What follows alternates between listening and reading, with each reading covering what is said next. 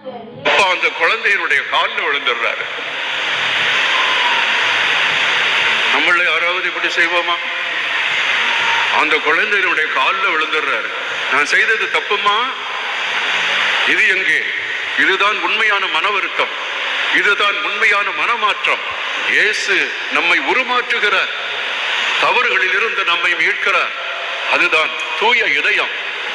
மனைவி நம்முடைய தவறுகளை சுட்டி காட்டார். ஆயமோடு நான் அடிச்சு போடுவேன், உதைப்பேன். நாமும் அந்த ஏரோதினுடைய மனைவியை விட எந்த அளவுக்கு மேலானவர்கள்? நம்மை பற்றி யாராவது குற்றம் சாட்டுவதற்கு முன்னால் கொதித்து எழுகிறோம், சண்டை போடுகிறோம், அடித்து நொறுக்குகிறோம். யாராவது நம்மை பற்றி சொல்லிவிட்டால் நம்மால் தாங்க முடிவதில்லை. நம்மை சீர்படுத்துவதற்காக, நெறிப்படுத்துவதற்காக எத்தனையோ பேரை கடவுள் அனுப்புகிறார். ஆண்டவர் வானத்திலிருந்து இதையெல்லாம் எடுத்து சொல்வாரா? இன்றைக்கு நான் சொல்லுகின்ற வார்த்தைகள் எல்லாம் அந்த இறைவனுடைய வார்த்தைகள்.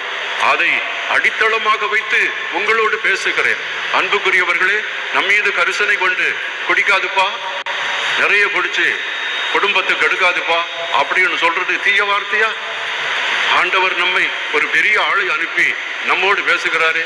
பொய் சொல்லாதீப்பா, உன் தம்பியோட சண்டை போடாதீப்பா, காசுக்காக கோர்ட்டுக்கு போகாதீப்பா, அவனை சிறையில் அடைக்காதீப்பா அப்படின்னு சொல்லும் பொழுது அது தீய வார்த்தையா? நான் அதுக்கு மேலாக செய்வேன், என்னுடைய ஆணவத்தை நிலைநாட்டுவேன், என்னுடைய பெயரை நிலைநாட்டுவேன். அப்படித்தான் இந்த உலகம் சென்று கொண்டிருக்கிறது. அதற்கு எதிராக இருக்கிறார் நம்முடைய ஸ்நாபகரோடப்ப. உயிரையும் கொடுத்து நீதியை காட்பார். எனவேதான் ஞானாகமும் சொல்லுகிறது, நீதிக்கு என்றும் அழிவில்லை. ஸ்நாபக அருளப்பரை கொன்றவுடன் நீதி அப்படியே போய்விட்டது என்று நினைக்கிறோம். இன்றைக்கும் நீதியை பற்றி நான் பேசுகிறேன் என்றால், நீதியோடு, நேர்மையோடு, அன்போடு நீங்கள் வாழ வேண்டும் என்று நான் சொல்லுகிறேன் என்றால், அந்த மனிதனுடைய இறப்பு தான். அந்த இறப்பு இதற்கு முத்தாய்ப்பாக இருந்தது. இந்த அருமையான நாளிலே இந்த பெரிய மனிதனுடைய வாழ்வை நாம் பின்பற்றுவோம்.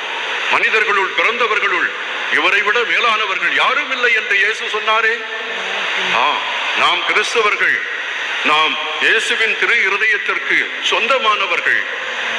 நம்முடைய வாழ்வும் திருத்தப்பட வேண்டும், பாவங்களில் இருந்து விடுபட வேண்டும்.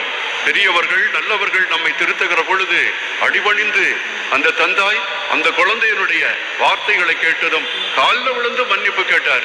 அந்த குழந்தைக்கு என்ன செய்யறதுன்னு தெரியல, அப்பாவை அப்படி எழுப்பி ஆறு தழுவி கொண்டாள். அன்புமிக்கவர்களே, நம்மை திருத்தும் பொழுது நாம் மனம் மாறி அங்கே